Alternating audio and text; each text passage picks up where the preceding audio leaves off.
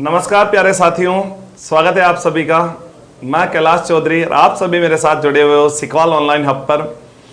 मैं आप सभी से क्षमा चाहता हूं कि अपनी क्लास 4-5 दिन से नहीं हो पा रही है, तबीयत भी ठीक नहीं थी, लेकिन अब मैं आपके सामने बिल्कुल स्वस्थ और पूरी तरह से तंदुरुस्त और आज से अपनी क्लास का आगाज करते हैं।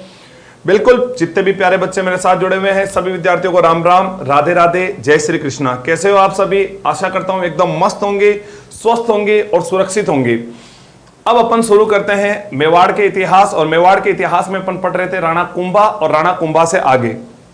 तो देखो प्यारे बच्चों, राणा कुंभा के बारे में मैंने आपको बहुत सारी बातें पढ़ा दी थी। आज राणा कुंभा के बारे में बेसिक और आगे स्टार्ट करते हैं। राणा कुंभा और कुंभा के शासन काल वगैरह के बारे में अपन ने बेसिक सारी बातें कर ली थी। राणा कुंभा का जन्म कब हुआ, कहां हुआ, कैसे हुआ था, राणा कुंभा की जन्मस्थली क्या है, सारी चीजें अपन ने देखी थी। आज अपन बात करेंगे राणा कुंभा के स्थापत्य कला के बारे में। आज अपन बात करेंगे इनकी रचनाओं के बारे में। आज अपन बात करेंगे इनके युद्धों के बारे में। जो राणा कुंभा ने महत्वपूर्ण कार्य किए, उन सारी बातों पर अपन चर्चाएं करेंगे। देखो बेटा, कुछ बातें मैं आपको ऐसा समझाता हूं जो आपको समझ में आना चाहिए, और जो चीजें आप समझोगे, जैसे जैसे समझोगे वो से आपको एकदम सारी चीजें एकदम स्टोरी से आपको याद हो जाएगी। बोर्ड पे मैं लिखता जाऊंगा, लेकिन पहले आप समझने का प्रयास करना सारी महत्वपूर्ण बातें। बिल्कुल फिल्मा मीणा, हेमलता, एसके, दौलतराम जी, अभिषेक, निर्मला गुज्जर, जितने बच्चे मेरे साथ जुड़े हुए हैं सभी बच्चों का मैं एक साथ नाम नहीं ले सकता हूं, लेकिन जो भी बच्चे मेरे साथ जुड़े हुए हैं सभी को गुड इवनिंग, राम राम बेटा, राधे राधे, जय श्री कृष्णा। आशा करता हूं आप सब मस्त होंगे, स्वस्थ होंगे और अपनी तैयारी को धुआंधार तरीके से आगे बढ़ा रहे होंगे। हाँ बिल्कुल, आज कई दिनों में क्लास लगी है और आज कई दिनों बाद अपनी क्लास का आगाज हुआ है, लेकिन आज अपन पूरे जोश के साथ क्लास पढ़ने वाले हैं। देखो बेटा, राणा कुंभा, सबसे पहले राणा कुंभा के सामने जो समस्याएं आई थी वो समस्या थी इनके पापा के हत्यारे। उनके पापा के हत्यारे, मोक्कल के हत्यारे, चाचा, मेहरा और महपा पंवार, इन तीनों को सल्टाना, क्योंकि ये तीनों जो है उस समय सबसे बड़ी बाधाएं बन चुके थे। इन तीनों को मारना उस समय इनके लिए सबसे बड़ी चुनौती खड़ी हो चुकी थी। तो इन्होंने चाचा और मेहरा, इन दोनों को तो इन्होंने जो है जिंदवाड़ा में ही निपटा दिया था, लेकिन महपा पंवार यहां से भाग जाता है और महपा पंवार भाग करके मालवा के एक सुल्तान होते हैं जिनका नाम था महमूद खिलजी की शरण में। राणा कुंभा महमूद खिलजी को कहते हैं कि भाई खिलजी, तुम बहुत नाटक कर लिए, खूब ताकाती कर ली, एक काम करो, अब जो है ना तुम्हारे पास जो ये हमारा आदमी है इस मेहपा पंवार, इस मेहपा पंवार को हमारे सरवारे कर दो, हमारे को सौंप दो। लेकिन महमूद खिलजी उनको सौंपना नहीं चाहता था, क्योंकि महमूद खिलजी ये चाहता था कि मेवाड़ पर उनका अधिकार हो। महमूद खिलजी भी मेवाड़ पर अधिकार को लेकर के बहुत ज्यादा उत्सुक था, महमूद खिलजी प्रथम। तो उन्होंने महपा पंवार को नहीं सौंपा। राणा कुंभा ने खूब समझाया उनको कि महपा पंवार को सौंप दो, नहीं तो इसका परिणाम ठीक नहीं होगा। उन्होंने कहा जो होगा देखा जाएगा, अब जो होगा जो सो देखेंगे, अब युद्ध हो तो युद्ध हो, लेकिन महपा पंवार को हम नहीं सौंपेंगे। तो महपा पंवार के लिए राणा कुंभा अपनी विशाल सेना तैयार करते हैं और कर देते हैं चढ़ाई मालवा के ऊपर। और जब मालवा के ऊपर चढ़ाई की जाती है तो दोनों के बीच में एक युद्ध होता है। उस युद्ध का नाम है बेटा सारंगपुर का युद्ध। कौन सा युद्ध हुआ था? सारंगपुर का युद्ध। तो देखो बेटा, राणा कुंभा की प्रारंभिक समस्याएं कौन कौन सी थी? तो इनके सामने जो सबसे पहली समस्या थी, बिल्कुल जय माता दी, सभी को जय माता दी, नमस्ते, राम राम, जय माता दी, सभी को नमस्कार। अब आप सभी पढ़ने के ऊपर फोकस करो बेटा। तो सबसे पहले पिता मोक्कल के हत्यारे, और मोक्कल के हत्यारे कौन थे बेटा? तो इनके पिता मोक्कल के हत्यारे चाचा व मेहरा का वध किया। चाचा व मेहरा का वध किया था, लेकिन महपा पंवार भागकर महमूद खिलजी की शरण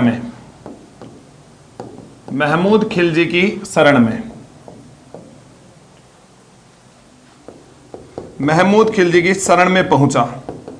अब जब ये महमूद खिलजी की शरण में पहुंच गया तो इनको महमूद खिलजी के लिए इन्होंने क्या किया था बेटा? महमूद खिलजी से इन्होंने युद्ध करना शुरू किया था। और महमूद खिलजी से जो युद्ध हुआ था राणा कुंभा और इन दोनों के बीच में, तो राणा कुंभा और महमूद खिलजी के बीच संघर्ष, कुंभा व महमूद खिलजी का संघर्ष, इन दोनों के बीच में संघर्ष प्रारंभ, और इन दोनों के बीच में संघर्ष का कारण वही मेपा पंवार। मेपा पंवार को उन्होंने शरण दी। राणा कुंभा चाहते थे कि मेपा पंवार को वापिस सौंप दे हमें, लेकिन वो मेपा पंवार को सौंपने के लिए तैयार नहीं। और जब सौंपने के लिए तैयार नहीं तो राणा कुंभा पूरी ताकत के साथ उनके ऊपर हमला करते हैं और दोनों के बीच में बेटा एक युद्ध होता है। युद्ध का नाम है अपने सारंगपुर का युद्ध। सारंगपुर का युद्ध, सारंगपुर का युद्ध। बैग में पड़ी हुई ऊपर ही ऊपर रजिस्टर। सारंगपुर का युद्ध, सारंगपुर का युद्ध कब हुआ बेटा? तो देखो सारंगपुर का युद्ध हुआ था 1437। 1437 में अपने सारंगपुर का युद्ध। और ये सारंगपुर का युद्ध किस किस के बीच में हुआ? तो राणा कुंभा वर्सेज युद्ध किस किस के बीच में हुआ बेटा? राणा कुंभा वर्सेज महमूद खिलजी के बीच में,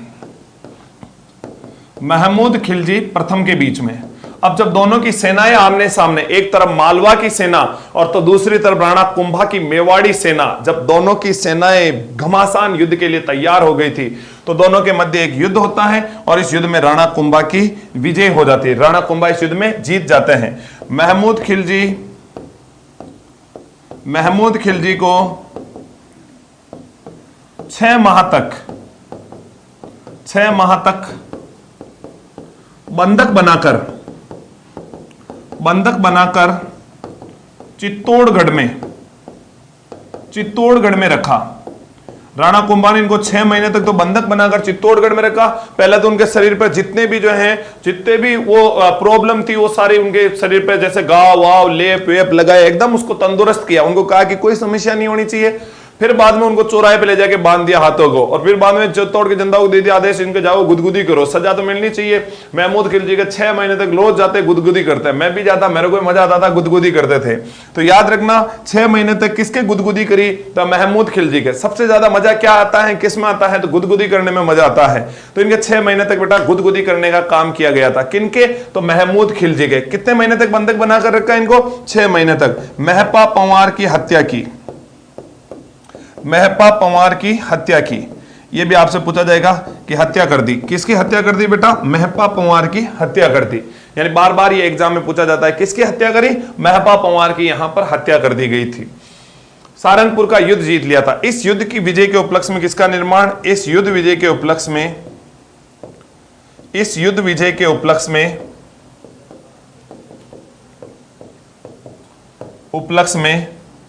विजय स्तंभ का निर्माण।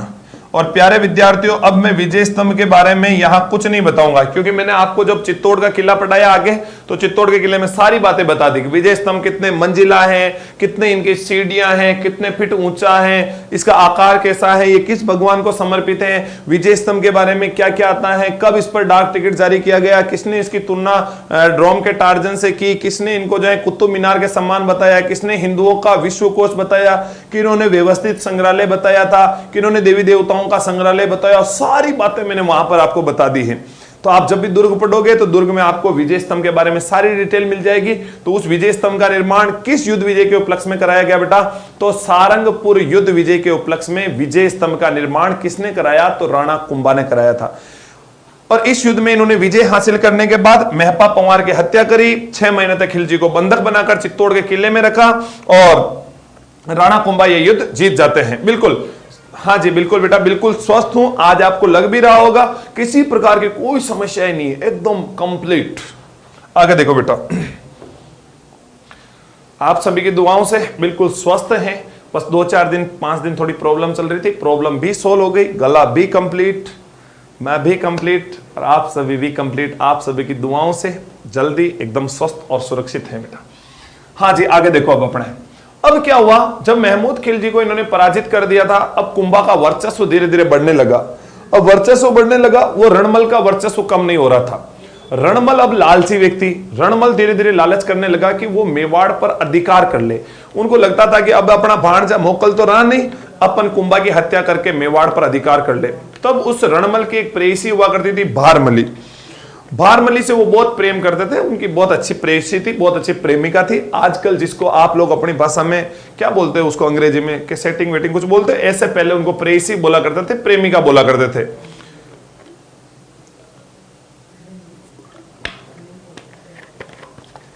तो उनकी एक प्रेसी प्रेमिका हुआ करती थी और उनकी प्रेमिका का नाम हुआ करता था बेटा क्या, तो उनकी प्रेमिका का नाम था भारमली।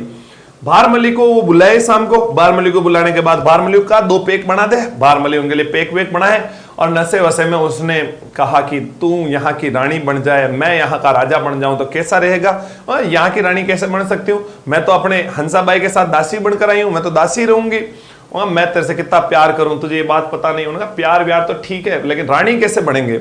और रानी बन सकती हो कैसे। उन्होंने कहा एक काम करते हैं, मैं अगर कुंभा की हत्या कर दूं और कुंभा की हत्या करने के बाद यहाँ का मेवाड़ का राजा बन जाऊं तो कैसा रहेगा। अब भारमली ने सोचा कि यार ऐसे कैसे कह रहा है रणमल, कुंभा की हत्या कर दो और कुंभा की हत्या करके यहाँ का राजा बन जाऊं, मर्जी चलेगी ऐसे ही बन जाएंगे, ऐसा कैसे हत्या कर सकते हैं। तो उन्होंने जो है, सर प्लीज अपना नाम बताइए। ओ माय गॉड, आप पढ़ रहे हो और आपको अभी तक नाम भी पता नहीं है।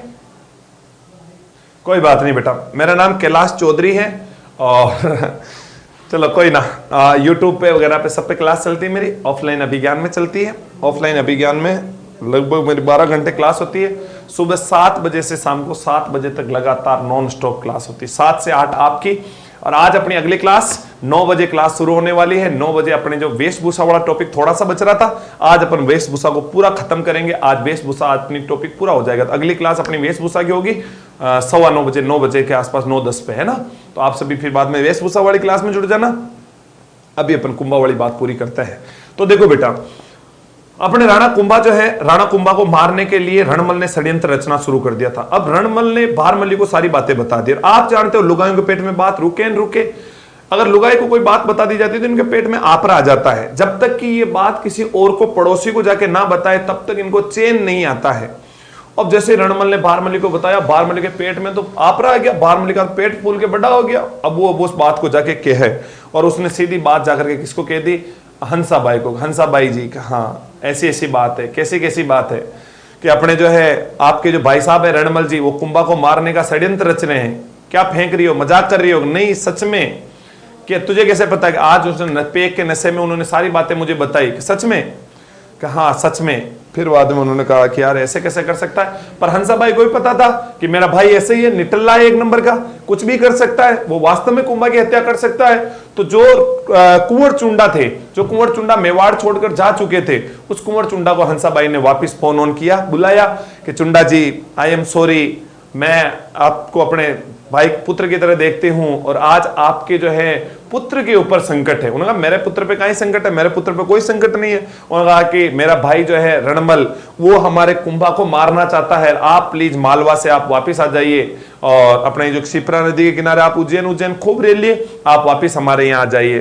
फिर बाद में कुंवर चुंडा ने सोचा कि यार चलो मेवाड़ के ऊपर संकट है, प्रतिज्ञा ली थी कि मेवाड़ पर जब जब भी संकट आएगा तब तब जो है मैं आपकी सहायता के लिए आऊंगा। तो फिर बाद में कुंवर चुंडा जो है मालवा से वापस मेवाड़ आ जाता है। और मेवाड़ आने के बाद जब रणमल जो है पहले कुंभा को मारने का षड्यंत्र बना रहा था, इससे पहले कुंवर चुंडा ने और राणा कुंभा ने मिलकर के रणमल की हत्या का षड्यंत्र रच लिया। और 1938 में जो है इन्होंने भारमली को बुलाया। भारमली को बुला के कहा कि हाय भारमली, हाय, कि आपको रणमल कैसा लगता है? कि बहुत अच्छा लगता है। कि अगर रणमल को जहर वेर देना हो तो तुम दे दोगे? उन्होंने कहा ओ दे देंगे, कोई दिक्कत नहीं, पेक में 2 घूंट मिला देंगे जहर की भी। फिर बाद में भारमली ने रणमल को जहर दे दिया। जहर से भी रणमल नहीं मर रहा था, तो फिर बाद में उनकी हत्या कर दी गई। तो कुंभा, चुंडा, हंसाबाई, इन सब ने मिलकर रणमल की हत्या कर दी। उसके बाद जोधा को मारने का प्रयास। जोधा आया अपने डैडी की डेथ बॉडी लेने के लिए, कुंभा ने जोधा का ही पीछा कर लिया था। आगे आगे जोधा भागे, पीछे पीछे कुंभा, और भागते भागते भागते भागते वो हड़बू जी के आश्रम में चला जाता है। और हड़बू जी के आश्रम में भी कुंभा पहुंच जाता है। तो फिर बाद में वो मारवाड़ ही छोड़ देता है। और मारवाड़ छोड़ करके वो कहाँ चला जाता है बेटा? तो वो काहुनी गांव, और काहुनी गांव अपने बीकानेर में, वहां 15 साल तक जोधा रहता है। 15 साल तक जोधा मारवाड़ छोड़ देता है, मंडोर छोड़ देता है, सब कुछ छोड़ छुड़ा के भाग जाता है। और एक गांव हुआ करता है काहुनी गांव, और काहुनी गांव कहां पे है? तो बीकानेर। यानी प्रारंभ में जोधा और कुंभा के बीच में मतभेद हो गए थे। कारण ये थे कि जोधा के पापा रणमल वो मेवाड़ पे लगातार हस्तक्षेप किए जा रहे थे और हस्तक्षेप कर रहे थे। इस बात से कुंभा नाराज, और कुंभा ने उनका पीछा किया और वो जो है हड़बू जी के आश्रम से होते हुए सीधा काहुनी गांव बीकानेर पहुंच जाते हैं। खूब लंबे समय तक ये जो है वहां पर रहे थे। 15 साल तक मारवाड़ के ऊपर एक तरीके से मेवाड़ के राजाओं का वापस अधिकार हो गया था। जो मेवाड़ के सामंत नाराज थे, उन सारे सामंतों को कुंभा ने वापस खुश कर दिया था। फिर बाद में बेटा इधर महमूद खिलजी को हरा दिया था। अब महमूद खिलजी कुंभा को हराने के लिए एक संधि करता है, और उस संधि का नाम होता है चांपानेर की संधि। बहुत बार पूछी हुई है चांपानेर या चंपानेर की संधि। तो देखो बेटा, मैं पहले थोड़ी सी बात और बता देता हूं आपको। 1938 में राणा कुंभा ने कुंवर चुंडा के साथ मिलकर रणमल की हत्या का षड्यंत्र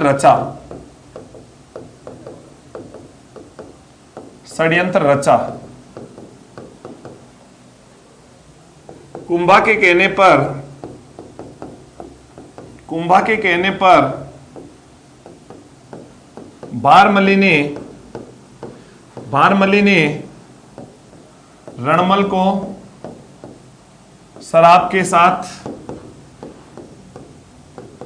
के साथ जहर दिया। इसका मतलब किसी से कितना ही प्यार करो, वो कभी भी जहर दे सकती है या जहर दे सकता है। तो इसलिए अपने तो ज्यादा किसी पे आंखें बंद करके विश्वास नहीं करना। यूं नहीं हो कि तुम बावड़े की तरह बिल्कुल ही आंखें बंद करके विश्वास कर लो। सर मैंने आपकी जीके के लिए ही एक कोर्स परचेज किया था। अच्छा विक्रम सिंह जी बहुत बहुत धन्यवाद। सारंगपुर गुजरात में आता। बिल्कुल बेटा, सारंगपुर अपने गुजरात में आता है ना, सारंगपुर अपने गुजरात में आता है।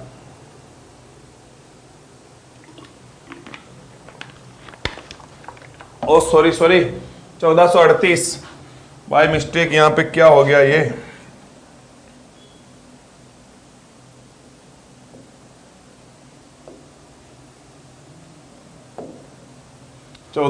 है ना, 1438। हाँ जी देखो, जहर दिया था अपने। इसलिए ध्यान रखना, ऐसे कोई लड़की अगर आपको कुछ खिलाए तो अपने खा मत लेना। यूं नहीं हो कि तुम बावड़े की तरह लप्पा लप चेपे जाओ, बाद में पता चले उसमें जहर दे रखा है। अपने ऐसे बहुत सारे इतिहास है, साक्षी है, इतिहास ऐसी बहुत सारी घटनाएं बताया करता है। महर्षि दयानंद सरस्वती, उनको भी उस नन्ही भक्तन ने दे दिया था ना खाने में जहर बहर, जिसके कारण वो मर गया था। तो मैं लड़के लोगों से ये रिक्वेस्ट करूंगा, जाने अनजाने में किसी से ज्यादा जान पहचान नहीं हो तो अपने किसी का कुछ दिया हुआ खाना नहीं चाहिए। मैं तो कभी नहीं खाता हूं। मुझे कोई देता है कि सर आज श्राद्ध चल रहे खीर, भाई साहब दे लेता हूं, रख देता हूं। फिर बाद में कोई दूसरे खाए तो खाए, अपन नहीं खाते हैं। क्योंकि जब तक किसी से अच्छे से जान पहचान नहीं हो सकती है, जब तक अपन किसी को जानते नहीं है, तब तक अगर उनकी दी हुई चीज अपन ने खा ली, उसमें कुछ मिला हुआ हो तो क्या होगा, ज्यादा से ज्यादा उनके ऊपर केस कर देंगे। अपने कुछ हो गया तो फिर अपना धनी धोरी कौन, अपने बच्चों का धनी धोरी कौन, अपने माता पिता का धनी धोरी कौन। इसलिए अपने कभी इससे विश्वास नहीं करना है। देखो बेटा आगे, तो कुंभन के कहने पर भारमली ने रणबर को शराब के साथ जहर दे दिया था। और उसके बाद कुंभा ने रणमल के पुत्र जोधा को मारने का प्रयास किया।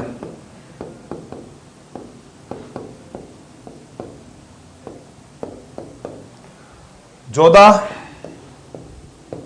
हड़बूजी के आश्रम से होता हुआ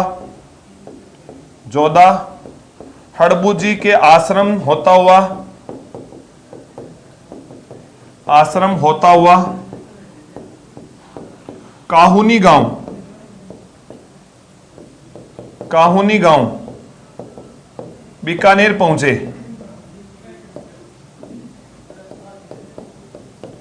14 वर्ष तक काहुनी गांव रहे। 15 वर्ष तक काहुनी रहे। उसके बाद 15 वर्षों बाद 1453 में दोनों के बीच में एक संधि होती है, और एक संधि होती है जिसका नाम है बेटा आवल बावल की संधि। आवल बावल की संधि। इस संधि को एक नाम और दिया जाता है, इसको कहते हैं आंवला खेजड़ी की संधि। इसी का एक नाम और है बेटा, इसको कहते हैं आंवला खेजड़ी की संधि। और ये आंवला खेजड़ी की संधि या आंवल बावल की जो संधि होती है, ये संधि कब हुई थी? 1453। कितने साल बाद? 15 साल बाद। आंवल बावल या आंवला खेजड़ी की संधि किस किस के बीच में हुई बेटा? तो ये हुई थी Rana Kumbha versus Jodha. Rana Kumbha versus Jodha. Rana Kumbha versus Jodha के बीच में आंवल बावल या आंवला खेजड़ी की संधि हुई थी। हाँ, दयानंद सरस्वती को कांच पीस कर दिया था। रणमल की हत्या 1936 में हुई, 38 में? 38 में हुई बेटा, 36 में नहीं हुई। कहां पढ़ लिया आपने? 36। राणा कुंभा व जोधा, इन दोनों के बीच में आंवल बावल या आंवला खेजड़ी की संधि हुई थी। आंवला खेजड़ी की संधि इसलिए बोलते हैं क्योंकि मारवाड़ में सबसे ज्यादा खेजड़ियां होती है, मेवाड़ में सबसे ज्यादा आंवले, इसलिए संधि को नाम दिया गया था आंवला खेजड़ी की संधि या आंवल बावल की संधि।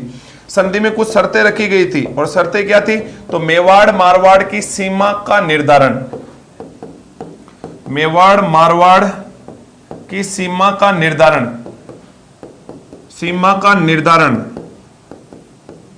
सोजत दुर्ग से किया गया। सोजत दुर्ग से किया गया कि सोजत से उस तरफ मारवाड़ और सोजत पाली से इस तरफ मेवाड़। सोजत से किया गया कि सोजत का किला मेवाड़ और मारवाड़ की सीमा पर माना जाएगा, कि यहां से सोजत के किले से उस तरफ मारवाड़ और सोजत के किले से इस तरफ मेवाड़। यहां पर सारा टैक्स वसूलने का काम मेवाड़ वाले करेंगे, उधर सारा टैक्स वसूलने का काम मारवाड़ वाले करेंगे। तो ये दोनों जो है, ये दोनों अरे चापानेर की संधि अभी बताऊंगा मैं। चापानेर की संधि इनके बीच में नहीं हुई। चापानेर की संधि बेटा मैंने क्या कहा था? महमूद खिलजी के बीच में हुई थी, वो 1456 में होगी। इसके बाद चापानेर की संधि आने वाली, थोड़ा सा आप वेट कीजिएगा। तो शर्त मेवाड़ मारवाड़ का सीमा का निर्धारण। दूसरी बात बेटा, दूसरी बात आपको एक और महत्वपूर्ण याद रखनी है। और क्या हुआ? तो इसमें महत्वपूर्ण चीज हुई थी कि जोधा की पुत्री, और जोधा की पुत्री का नाम था मेकअप देवी। पूरे दिन ब्यूटी पार्लर में बैठी रहती थी और उसको कहते हैं श्रृंगार देवी। तो जोधा की पुत्री श्रृंगार देवी का विवाह कुंभा के चिंटू, कुंभा के चिंटू पुत्र रायमल से करवाया, रायमल से करवाया। तो ऐसे ऐसे करके इनके मेवाड़ और मारवाड़ के बीच में जो लड़ाई झगड़े थे, वो लड़ाई झगड़े इस संधि के बाद समाप्त हो गए थे। आंवल बावल या आंवला खेजड़ी के बाद मेवाड़ और मारवाड़ के बीच में जो लड़ाई झगड़े थे, वो झगड़े समाप्त हो गए थे, क्योंकि कुंभा और जोधा ने समझौता कर लिया था और मेवाड़ और मारवाड़ की सीमा का निर्धारण कर लिया। इसी के साथ जोधा ने जो है रिश्ते बना लिए। जोधा ने कहा आज के बाद अपन संबंधी बन जाते हैं, तुम मेरे बीआई जी, मैं आपका बीआई जी। जब दोनों ही तरफ बीआई जी बन गए तो फिर बाद में कोई झंझट नहीं रहेगा, दोनों एक दूसरे के बीआई जी बन गए थे, है ना? बीआई जी का मतलब समझते हो? यानी एक दूसरे के संबंधी बन गए थे। आगे देखो बेटा, अब अपने एक संधि होती है जिसका नाम है चापानेर की संधि, या इसको बोलते हैं चंपानेर की संधि।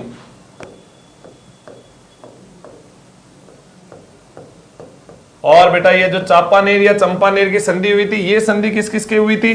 तो ये संधि हुई थी मेवाड़ के राजा और मारवाड़ अपने मालवा के राजा, और इसके अलावा अपने गुजरात के राजा। और गुजरात के राजा थे उस समय कुतुब शाह। गुजरात के कौन थे उस समय? कुतुब शाह। कुतुब शाह को फोन किया था किसने? मालवा के राजा। माठू मालवा के राजा हुआ करते थे, और माठू मालवा के राजा थे महमूद खिलजी प्रथम। महमूद खिलजी प्रथम अपने कुंभा से बदला लेना चाहते थे, और कुंभा से बदला लेने के लिए इन दोनों के बीच में एक संधि करी थी। महमूद खिलजी ने कुतुब शाह के पास संदेश भेजा कि मैं महमूद खिलजी, हाँ बोलो। फिर बाद में उन्होंने कहा कि संधि करवाई किसने? हंसाबाई ने, और इसके अलावा हड़बू जी ने इन दोनों के बीच में संधि कराई थी बेटा। हंसाबाई और हड़बू जी ने दोनों के मध्य अपने आंवल बावल की संधि कराई थी। देखो बेटा, माठू मालवा और गुजरात के कुतुब शाह दोनों के बीच में एक संधि होती है, और दोनों के बीच में जो संधि होती है उसका नाम है अपने चापानेर या चंपानेर की संधि। तो इस संधि में इन्होंने कहा कि देखो, ये कुंभा मेवाड़ वाले तुम्हारे भी शत्रु, मेरे भी शत्रु, दोनों के शत्रु। अगर हम दोनों इस पे एक साथ हमला करें, इधर से तुम हमला बोल दो, इधर से मैं हमला बोल दूं, दोनों एक साथ हमला करेंगे तो इसको कुंभा को अपन आसानी से हरा पाएंगे, क्योंकि सेना दो भागों में विभाजित हो जाएगी। कुंभा को इस चापानेर की संधि के बारे में जानकारी मिल जाती है। ये संधि होती है 1456 में। कुंभा कहता अच्छा मेरे खिलाफ संधि, मेरे खिलाफ षड्यंत्र। कुंभा का सबको देख लूंगा। क्या समझा अपने आप को? मेरे खिलाफ तुम संधि अंधि करके मुझे हराओगे? फिर इसने पहले कुतुब शाह को संदेश भेजा, कुतुब शाह मेरे खिलाफ संधि तो कर रहे हो, लेकिन परिणाम ठीक नहीं होगा। पहले नागौर के कारण लड़ाई हुई थी, वहां भी मार पड़ी थी तेरे, वापिस मार खाने के लिए तैयार हो जाओ।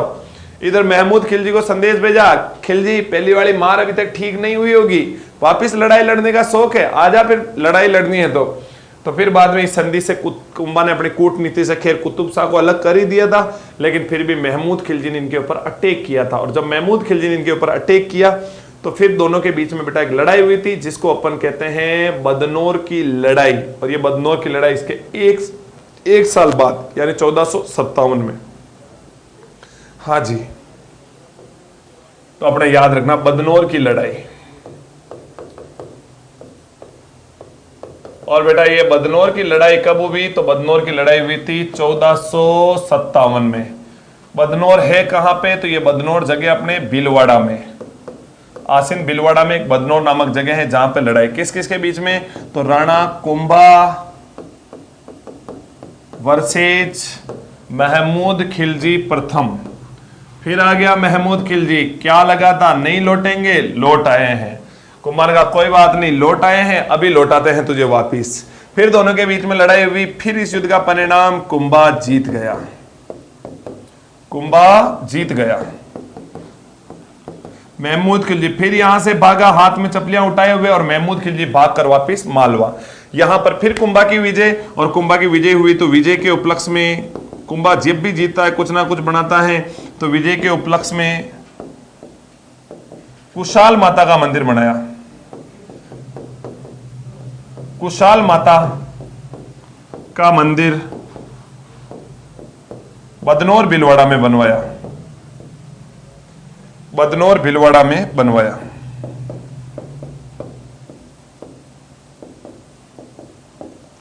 तो अपने बदनौर भीलवाड़ा में एक मंदिर बना हुआ बेटा कुशाल माता का मंदिर। ये कुशाल माता का मंदिर किसने बनवाया?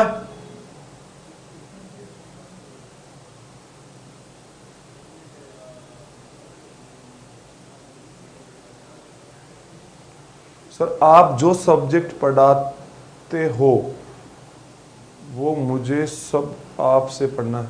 मैं आर्ट एंड कल्चर और हिस्ट्री पढ़ा रहा हूं बेटा। आर्ट एंड कल्चर की अगली क्लास होने वाली है अपनी 9 बजे। 9 बजे जो आर्ट एंड कल्चर की क्लास होगी उसमें अपने देख लेना, मेरी इसमें सारी क्लासें हैं। हिस्ट्री वाली क्लासें देख लेना, पुरानी सारी क्लासें डली हुई है, क्या ही दिक्कत है।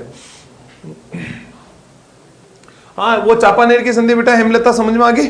ठीक है, आगे देखो बेटा बदनौर की लड़ाई 1457 भीलवाड़ा में। अब अपने राणा कुंभा ने काम क्या क्या किए थे? कुंभा की कुछ अपने निर्माण कार्य, कुंभा का शासनकाल अपने स्थापत्य कला का स्वर्णकाल माना जाता है, तो इनकी स्थापत्य कला के बारे में थोड़ी सी बात करते हैं कि इन्होंने स्थापत्य कला में क्या क्या काम किया था। तो इनके स्थापत्य कला में कुछ तो इन्होंने किले बनाए थे, तो इनके दुर्ग, तो दुर्ग इन्होंने कौन कौन से बनाए? तो पहले देखो, सबसे पहले मैं यहां दुर्गों के नाम लिख देता हूं क्योंकि मैंने दुर्ग आपको अलग से पढ़ा दिए हैं। तो इनकी एक पत्नी हुआ करती थी जिसका नाम था कुंभलवती। कुंभलवती ने कहा यार आप तो इतने इतने काम कर रहे हो, आपको तो कल बच्चे पढ़ेंगे, याद करेंगे, मुझे क्यों पढ़ेंगे, मेरे लिए भी कुछ ना कुछ करा दो ताकि अपने जो भी 2nd grade 3rd grade 1st grade जो भी विद्यार्थी होंगे मुझे भी पढ़ लेंगे। उन्होंने कहा बता तेरे लिए क्या करना है, आप जो इतना सारा निर्माण काम करा रहे हो मेरे लिए कोई छोटा मोटा करे दो। कुंभा ने कहा ठीक है, एक काम कर, तेरे लिए कुंभलगढ़ का किला बना देते हैं। तो राणा कुंभा ने कौन सा किला बनाया बेटा? कुंभलगढ़ दुर्ग का निर्माण, कुंभलगढ़ दुर्ग का निर्माण। और ये कुंभलगढ़ दुर्ग का निर्माण इन्होंने कब से कब तक कराया? हालांकि 2 तारीखें मिलती इसमें, और दोनों तारीखें अपने देखो एनसीईआरटी में अलग मिलती है, माध्यमिक शिक्षा बोर्ड में अलग। माध्यमिक शिक्षा बोर्ड में मिलती है 1443 से 1458 के बीच में इन्होंने इस कुंभलगढ़ का निर्माण कराया। लेकिन एनसीईआरटी कहती है कि इसका निर्माण 1448 से 1458 में कराया, लेकिन जो भी हो इसका एंड 58 में हुआ था। दोनों जानकारी मिलती है, दोनों ही जानकारी वैसे देखो सही मानी जाती है। खैर दोनों एग्जाम में कभी ऐसे नहीं पूछी जाएगी, कभी ऐसा नहीं दिया जाएगा कि बताओ कुंभलगढ़ का निर्माण कब से कब तक रहा है। जो कुछ युद्ध हैं जिनके बारे में अलग अलग इतिहासकारों ने अलग अलग बातें कही है, वहां पर जो है वहां पर ये सारी बातें पूछी जाती हैं। हाँ जी देखो, महमूद खिलजी ने कुंभा के समय कितनी बार आक्रमण किया था? कितनी बार का मतलब देखो एग्जैक्ट लड़ाइयां 2 होती हैं, लेकिन अपने कवि हुआ करते हैं कवि श्यामल दास। कवि श्यामल दास महमूद खिलजी और कुंभा के बीच में 16 लड़ाइयों का जिक्र करते हैं कि 16 बार ये दोनों आमने सामने आए थे। लेकिन ऐसी कोई बातें कोई मतलब नहीं होती है, क्योंकि पृथ्वीराज चौहान और मोहम्मद गौरी के बीच में 17 लड़ाई बताई जाती है। लेकिन अपने इतिहास में एक बार प्रश्न आ चुका है कि राणा अपने मोहम्मद गौरी और पृथ्वीराज के बीच में कितनी लड़ाई हुई, तो 2 को ही सही माना था उन्होंने। 17 को कोई सही नहीं माना था। इनकी भी महत्वपूर्ण लड़ाई यही होगी, क्योंकि उन्होंने अलग अलग समय पर यह बात सही है कि महमूद खिलजी ने अटैक किए। जैसे उन्होंने 1442 में आक्रमण किया था। जब 1442 में उन्होंने आक्रमण किया तो इनकी कुल देवी हुआ करती है बाण माता, उस बाण माता के मंदिर में लकड़ियां डाल के पूरे मंदिर को जला दिया था। जब पूरे मंदिर को जला दिया तो राणा कुंभा ने उस मंदिर का पुनर्निर्माण करवाने का काम किया था। तो बिल्कुल इनका अलग अलग समय पर अलग अलग अटैक हुए हैं, लेकिन उनके अनुसार 16 बार अटैक हुए हैं कवि श्यामल दास के अनुसार, लेकिन ऐसा कभी पूछा नहीं जाएगा। फिर भी मैं नोट डाल के लास्ट में एक लाइन तो लिख ही दूंगा। तो एक तो इन्होंने कुंभलगढ़ दुर्ग का निर्माण कराया 1443 से 1458 के बीच में। दूसरा इन्होंने बनाया था बेटा मचान दुर्ग।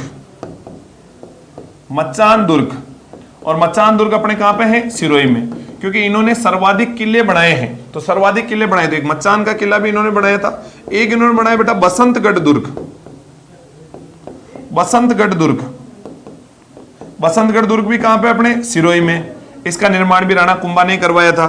फिर देखो बेटा इन्होंने मांडलगढ़ दुर्ग। मांडलगढ़ दुर्ग कहां पे है? तो मांडलगढ़ दुर्ग अपने भीलवाड़ा में, इसका निर्माण भी इन्होंने ही कराया था। अपने जो मांडलगढ़ का किला है बेटा भीलवाड़ा वाला, इसका निर्माण भी इन्होंने कराया था। एक अपने अचलगढ़ का किला, और अचलगढ़ का किला कहां पे बेटा? सिरोही। अचलगढ़ का निर्माण करवाया। अचलगढ़ दुर्ग, अचलगढ़ दुर्ग कहां पे बेटा? सिरोही, इसका निर्माण भी कराया। चित्तौड़ दुर्ग में सर्वाधिक निर्माणकारी है। चित्तौड़ दुर्ग में सर्वाधिक निर्माणकारी है। चित्तौड़ दुर्ग में सर्वाधिक निर्माणकारी है। हालांकि इन्होंने छोटे मोटे बहुत किले बनाए हैं। इनके बारे में कवि श्यामल दास ने तो ये तक कहा था अपनी रचना में कि वीर विनोद में कि 84 गिरी दुर्गों में से 32 किलों का निर्माण इन्होंने करवाया था। तो एक व्यक्ति हुआ करते हैं जिनका नाम है कवि श्यामल दास, और कवि श्यामल दास के अनुसार, कवि श्यामल दास के अनुसार कुंभा ने 84 में से 32 गिरी दुर्गों का निर्माण, 32 गिरी दुर्गों का निर्माण करवाया।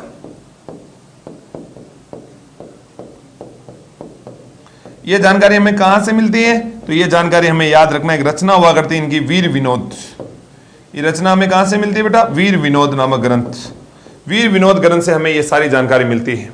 हाँ जी बिल्कुल, बेराट दुर्ग का निर्माण भी कराया। ठीक है, 84 में से 32 किले हैं, बेराट के किले का निर्माण भी इन्होंने ही करवाया था। ठीक है बेटा, तो अचलगढ़, मांडलगढ़, बसंतगढ़, मचान, कुंभलगढ़, इसके अलावा अपने बेराट का किला, इन सारे किलों का निर्माण अपने राणा कुंभा ने करवाया था। ये तो इनके केवल दुर्ग की बात हुई। इसके अलावा इन्होंने मंदिर बहुत सारे बनाए थे। मंदिरों के बारे में इनका बहुत ज्यादा उल्लेख मिलता है। मंदिरों के बारे में बहुत सी बार पूछा हुआ राणा कुंभा के बारे में, इन्होंने मंदिर कौन कौन से बनाए थे। तो मंदिरों की बात करें तो बेटा एक तो कुंभ श्याम का मंदिर, एक अपने एकलिंगनाथ जी के मंदिर का छोटा मोटा निर्माण कार्य, एक अपने कुशाल माता का मंदिर, एक श्रृंगार चौरी मंदिर, और एक अपने कुंभ श्याम मंदिर अपने कुंभलगढ़ वाला, एक महादेव मंदिर। ऐसा कहते हैं कि कुंभा ने अपने शासनकाल में 600 से अधिक मंदिर बनाए थे। वो जानकारी भी हमें कवि श्यामल दास ही बताते हैं।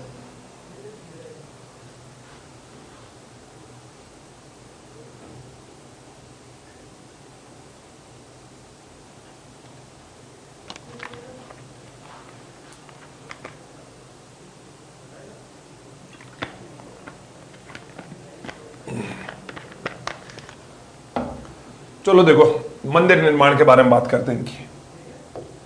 इनके मंदिर निर्माण, इन्होंने कौन कौन से मंदिर बनाए? तो इन्होंने सबसे पहले तो एक मंदिर बनाया था जिसका नाम आप सबने सुना है, कुंभ श्याम मंदिर। बहुत प्रसिद्ध मंदिर है ये कुंभ श्याम मंदिर। कुंभ श्याम मंदिर, कुंभ श्याम मंदिर इन्होंने कहां कहां बनाया? एक तो बनाया इन्होंने चित्तौड़ के किले में, चित्तौड़गढ़ में अपने कुंभ श्याम मंदिर बना हुआ, इसका निर्माण इन्होंने कराया था। एक कुंभ श्याम मंदिर आप लोगों ने सुना होगा कुंभलगढ़, कुंभलगढ़ में कुंभ श्याम मंदिर, इनका निर्माण भी इन्होंने करवाया था। दूसरा इनका प्रसिद्ध मंदिर कुशाल माता का मंदिर, कुशाल माता का मंदिर। और कुशाल माता का मंदिर कहां पे बेटा? तो एक कुशाल माता का मंदिर अपने बदनौर भीलवाड़ा, तो बदनौर भीलवाड़ा में कुशाल माता का मंदिर, इसका निर्माण भी इन्होंने ही करवाया था। जब बाण माता इनकी कुल देवी के मंदिर को महमूद खिलजी ने ध्वस्त कर दिया तो इन्होंने बाण माता के मंदिर का पुनर्निर्माण करवाया था।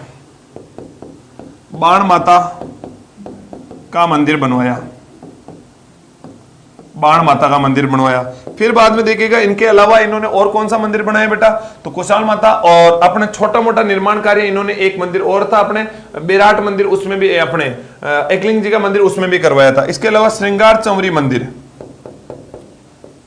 श्रृंगार चंवरी मंदिर, हालांकि ये जो है बेटा मंदिर क्या एक तरीके से मंडप था, ये अपनी पुत्री रमाबाई के विवाह हेतु तोड़ के किले में इन्होंने श्रृंगार चंवरी मंदिर का निर्माण करवाया था। इसके अलावा अपने एकलिंग नाथ जी के मंदिर का पुनः निर्माण, एकलिंग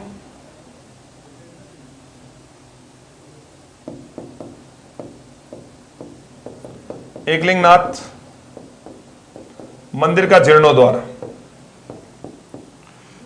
जीर्णोद्वार इनके पापा ने जो है, इनके पापा ने चारों तरफ परकोटा करवाया, लेकिन जीर्णोद्वार अपने राणा कुंभा ने किया था। देखो अपने बप्पा रावल ने इस मंदिर का निर्माण करवाया, इस मंदिर का जीर्णोद्वार करने का काम किसने किया, तो राणा कुंभा ने। ध्यान रखना बेटा कि एक बात और याद रखना कि कवि श्यामल दास के अनुसार इन्होंने 600 प्लस मंदिर बनाए हैं। कवि श्यामल दास के अनुसार कुंभा ने 600 से अधिक मंदिर बनवाए, अधिक मंदिर बनवाए। छोटे मोटे चबूतरे अबूतरे सबको गिन लिया उस कवि श्यामल दास ने। कोई छोटा मोटा कहीं चबूतरा भी बना दिया तो उसको भी इन्होंने कह दिया कि ये तो मंदिर है। तो कवि श्यामल दास के मंदिर का निर्माण इन्होंने करवाया था। बसंतगढ़ का जीर्णोद्वार कराया, नहीं, बसंतगढ़ का निर्माण भी अपने राणा कुंभा की जानकारी मिलती। पहले वहां छोटा मोटा गढ़ टाइप कुछ मकान बने हुए थे, मेन मंदिर अपने किला जो है कुंभा ने बनाया था। अब देखो बेटा इनकी साहित्यिक रचनाएं, इनकी रचनाएं, कुंभा की रचनाएं, कुंभा स्वयं बहुत अच्छी अच्छी रचनाएं लिखते थे, तो इनकी बहुत सारी अच्छी अच्छी रचनाएं हैं। इनके प्रमुख वाद्य यंत्र हैं, इनके संगीत गुरु हैं, इनके कुछ मंडन हैं। जैसे आप लोगों ने कुछ मंडन का नाम भी सुना होगा, राजमंडल, वास्तु मंडल, रूप मंडल, देव मूर्ति मंडल।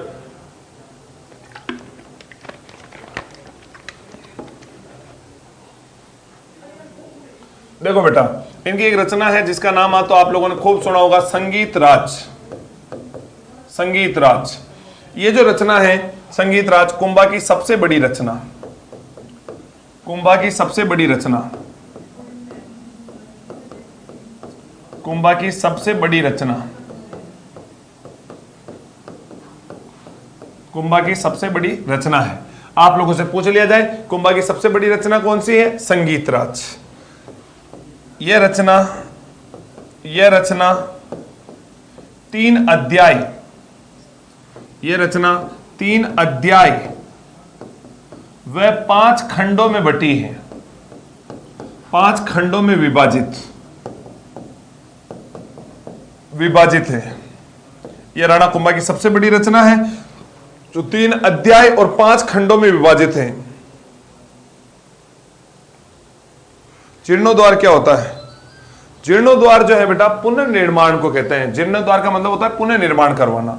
संगीत राज, इसके बाद आती है बेटा संगीत मीमांसा, संगीत मीमांसा। इसके बाद आती है बेटा गीत गोविंद, गीत गोविंद। एक इनकी रचना है सूड प्रबंध का टीका,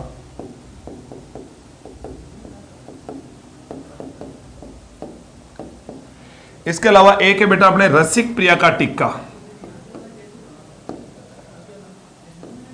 रसिक प्रिया का टिक्का। ये सारी की सारी रचनाएं हैं अपनी कुंभा की रचनाएं। संगीत मीमांसा, गीत गोविंद, सूड प्रबंध, रसिक प्रिया का टीका, संगीत राज। इसके अलावा एक आती है कामराज, एक आती है बेटा इनकी रचना कामराज रतिसार,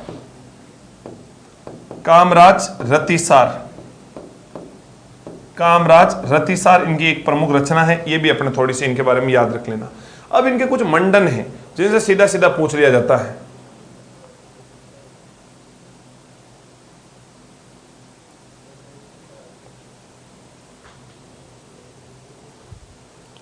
अच्छा ऐसा बात है क्या, इसके क्या नाम है, इसके गमिंग, ठीक है बेटा। अगर ऐसी कोई बात है तो मैं और देखूंगा इसको। और आप कह रहे हो ना, तो पुनर्निर्माण के बारे में कह रहे हो आप, और 12वीं क्लास की बुक में दे रखा है ना। चलो बेटा इसके बारे में और अपन मैं आज देख लूंगा इसके बारे में, अगर ऐसी कोई जानकारी होगी तो। मंडन, इसके कुछ मंडन थे, मंडन। जैसे आप लोगों में से कुछ लोगों ने तो मंडन सुने भी होंगे, जैसे आप लोगों ने सुने होंगे राजवल्लभ मंडन, इसके अलावा आपने सुना होगा वास्तुसार मंडन, देव मूर्ति मंडन, रूप मंडन, ये इनके कुछ मंडन हुआ करते हैं। तो देखो बेटा, देव मूर्ति मंडन, एक नाम सुना होगा वास्तुसार मंडन,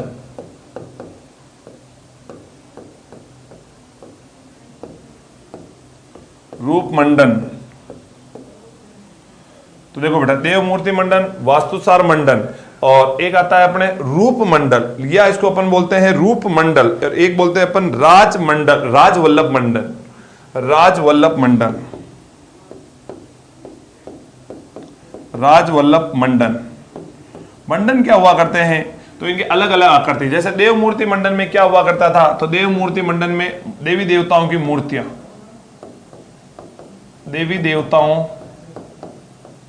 की मूर्तियां, देवी देवताओं की मूर्तियां यहां बनाई जाती थी। वास्तुसार मंडल में क्या होता था, तो इसमें जो ना अपने महल दुर्ग आदि की नक्काशी का काम किया जाता था। उसमें जो ना आदि के जो भी वास्तु डिजाइनें जो बनाई जाती थी, डिजाइनों के लिए जाना जाता था वास्तुकार मंडल। रूप मंडन क्या हुआ करता है बेटा, तो यहाँ पे मंदिरों का मुख्य रूप से डिजाइन होती थी। तो अपने जो है ये पूछ लिया जाता है कि देव मूर्ति मंडन, वास्तुसार मंडन, रूप मंडन, राजवल्लभ मंडन, इन सब का संबंध किससे हुआ करता है, तो इन सब का जो है, इन सब का होता है बेटा अपने कुंभा से। मंडन का मतलब होता है जहां पर इस कुंभा का शासनकाल स्थापत्य कला का स्वर्ण काल रहा है, तो स्थापत्य कला में कुंभा ने क्या क्या बनाया था, किस किस प्रकार बनाया था, उनके बारे में सीधा सीधा एग्जाम में इस प्रकार पूछ लिया जाता है। तो उनके बारे में अपने को ये बातें याद रखनी है। बाकी और भी चीजें आएगी कुंभा के बारे में, उनको अपन पढ़ेंगे नेक्स्ट क्लास में। तब तक के लिए बहुत बहुत धन्यवाद। सभी बच्चे इसी प्रकार पढ़ते रहें, इसी प्रकार मस्त रहें, स्वस्थ रहें, सुरक्षित रहें। जय हिंद, जय भारत। पढ़ते रहें, मस्त रहें। और किसी बच्चे को किसी प्रकार की समस्या हो तो पूछ लीजिएगा। जय हिंद प्यारे विद्यार्थियों।